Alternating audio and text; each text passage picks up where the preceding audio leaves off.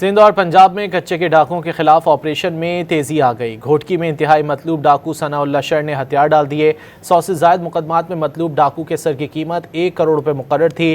راجن پور کے کچے میں مزید 13 ڈاکوؤں نے پولیس کے سامنے ہتھیار ڈال دیے۔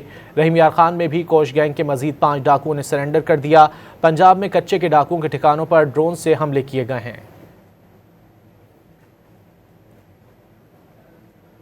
سندھ پولیس کے کچے میں جاری آپریشن نجات میں بڑی کامیابی۔ گھوٹکی میں انتہائی مطلوب ڈاکو ثناء اللہ شر عرف سنو شر نے ہتھیار ڈال دیے۔ سنو شر پولیس اہلکاروں کے قتل سمیت 100 سے زائد مقدمات میں مطلوب تھا۔ سندھ حکومت نے اس پر 1 کروڑ روپے انعام مقرر کیا تھا۔ ہر شے جی تماں کے معاف تھی ویندی، جیکو گناہ کیو تھوے انہن جی پانجی معافی منو، اسٹیٹ کے منو اچی، اسٹیٹ کے اچی معافی وٹھو۔ اسٹیٹ کا با اساں گناہن کا توبہ کیا، ماں بھی گناہن کا توبہ کیا۔